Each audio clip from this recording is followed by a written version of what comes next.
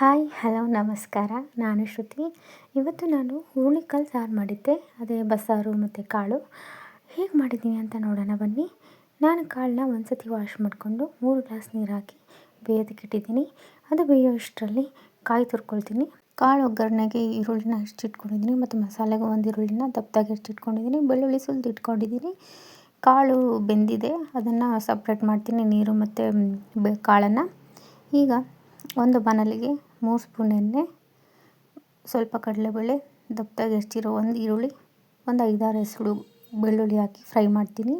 ಅದು ತಣ್ಣಗಾಗೋಷ್ಟರಲ್ಲಿ ಜಾರ್ಗೆ ಕಾಯಿ ತುರಿ, ಕೊತ್ತಂಬರಿ ಸೊಪ್ಪು, ಸ್ವಲ್ಪ ಜೀರಿಗೆ, 1 ಸ್ಪೂನ್ ಖಾರದ ಪುಡಿ, 1 ಸ್ಪೂನ್ ಸಾಂಬಾರು ಪೌಡ್ರು, ಸ್ವಲ್ಪ ಹುಣಸೆಹಣ್ಣು ಮತ್ತು ಧನಿಯಾ ಪೌಡ್ರು ಸ್ವಲ್ಪ ಹಾಕ್ಕೊಳ್ತಾ ಇದ್ದೀನಿ. ಕಾಳು ತಣ್ಣಗಾಗಿದೆ, ಸ್ವಲ್ಪ ಕಾಳನ್ನು ಹಾಕ್ಕೊಳ್ಳೋಣ. ಫ್ರೈ ಮಾಡಿ ಇಟ್ಕೊಂಡಿರೋ ಈರುಳ್ಳಿ, ಬೆಳ್ಳುಳ್ಳಿ, ಕಡಲೆಬೇಳೆನ ಹಾಕ್ಕೊಂಡು ಮಸಾಲೆನ ರುಬ್ಕೊಳ್ಳೋಣ. ಸ್ವಲ್ಪ ನೀರು ಹಾಕಿ ಮಸಾಲೆನ ರುಬ್ಕೊಳ್ಳೋಣ.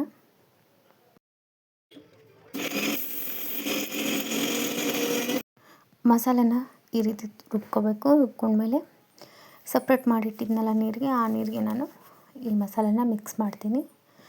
ನಾನು ಇದಕ್ಕೆ ಎಕ್ಸ್ಟ್ರಾ ಏನು ಒಗ್ಗರಣೆ ಹಾಕಲ್ಲ, ಹಾಗೆ ಮಿಕ್ಸ್ ಮಾಡಿ ಚೆನ್ನಾಗಿ ಕುದಿಸಿ. ಈಗ ಒಂದು ಬಾಣಲಿಗೆ 2 ಸ್ಪೂನ್ ಎಣ್ಣೆ, ಸ್ವಲ್ಪ ಜೀರಿಗೆ, ಉದ್ದುದ್ದ ಹೆಚ್ಚಿರುವ ಈರುಳ್ಳಿ, ಒಣಮೆಣಸಿನ್ಕಾಯಿ, ಕರಿಬೇವು ಸೊಪ್ಪು ಹಾಕಿ ಚೆನ್ನಾಗಿ ಫ್ರೈ ಮಾಡ್ತೀನಿ. ಸ್ವಲ್ಪ ಬೆಳ್ಳುಳ್ಳಿನ ಜಜ್ಜಿಕೊಂಡು ಒಗ್ಗರಣೆಗೆ ಹಾಕ್ಕೊಳ್ತಾ ಇದ್ದೀನಿ. ಚೆನ್ನಾಗಿ ಫ್ರೈ ಮಾಡಿದ್ಮೇಲೆ ಬೇಯಿಸಿರೋ ಕಾಳನ್ನು ಮಿಕ್ಸ್ ಮಾಡಿ ಚೆನ್ನಾಗಿ ಕಲಸಿ, ಕೊನೆಯದಾಗಿ ತುರಿದಿರುವ ಕಾಯನ್ನು ಹಾಕ್ಕೊಂಡು ಸ್ವಲ್ಪ ಹೊತ್ತು ಬೇಯೋದಕ್ಕೆ ಬಿಡ್ತೀನಿ. ಕಾಳು ರೆಡಿಯಾಗಿದೆ, ಸಾಂಬಾರು ಚೆನ್ನಾಗಿ ಬೆಂದಿದೆ.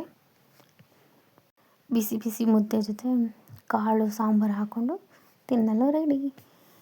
ಇವತ್ತಿನ ರೆಸಿಪಿ ನಿಮ್ಗೆ ಇಷ್ಟ ಆಗಿದ್ದರೆ ಲೈಕ್ ಮಾಡಿ, ಸಪೋರ್ಟ್ ಮಾಡಿ. ನೀವು ಒಂದ್ಸತಿ ಟ್ರೈ ಮಾಡಿ, ಏನಾದರೂ ತಪ್ಪಿದ್ರೆ ಕ್ಷಮಿಸಿ. ಮತ್ತೆ ನೆಕ್ಸ್ಟ್ ವಿಡಿಯೋದಲ್ಲಿ ಸಿಗ್ತೀನಿ. ಬಾಯ್.